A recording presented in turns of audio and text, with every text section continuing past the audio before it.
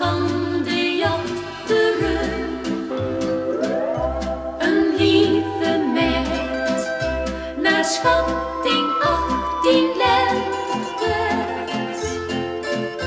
ontmoette hij daar bij de brug.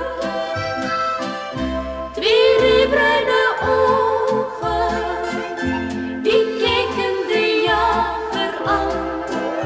Twee reebruine ogen die hij niet vergeten kan. Twee reebruine ogen, die keken de jager aan. Twee reebruine ogen die hij niet vergeten kan.